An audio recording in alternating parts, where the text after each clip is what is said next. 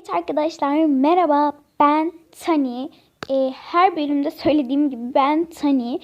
Bugün sizlerle birlikte Scary Teacher'ı patlatacağız arkadaşlar. Scary Teacher bildiğiniz ateşler içinde yanacak. Nasıl diyorsanız arkadaşlar, gördüğünüz şuradaki şöminesine benzin dökeceğiz. Ve daha sonrasını bence söylemeyeyim arkadaşlar, siz görün. Zaten başlıktan da gördüğünüz gibi Scary Teacher'ın şömine bölümü. Şimdi bence depoda benzin saklıyor. Daha önceki bölümlerden de gördüğünüz gibi. Bu yüzden hemen hızlıca benzin almak için gidiyoruz arkadaşlar. Nerede? Aha. Bir de arkadaşlar bu arada benzin şömineyi direkt patlatır. Şömineyi söndürmemiz lazım. Yani şömineyi elimizle söndüremeyeceğimize göre mecburen su bulmamız lazım. Veya limonata, ne bileyim yani. Ama su bulmamız lazım. Çünkü Scary Teacher'ın şöminesi bakın orada yanıyor. Allah, Scary Teacher geliyor.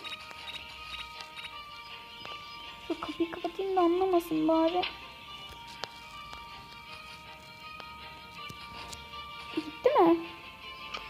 Sanırım gitti arkadaşlar. Az önce geçti oradan çünkü. Şimdi mutfağa gireceğiz arkadaşlar. Mutfak. Bakın yukarı çıktı. Yes be. Şimdi arkadaşlar mutfaktan bir şeyler bulmaya çalışacağız. Ve direkt önümüze geldi zaten su.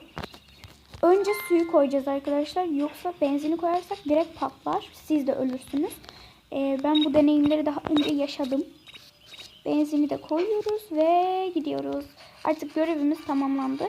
Bu bölümler çok basit bu arada arkadaşlar. Tabii ki siz de yapabilirsiniz. Ama yine de yapamayanlar için gösteriyorum. Çünkü biz artık profesyoneliz. Nick de bu arada...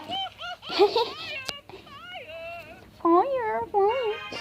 Evet arkadaşlar, bir sonraki bölümlerde Nick'in de oynamasını istiyorsanız kanalımıza like atın arkadaşlar.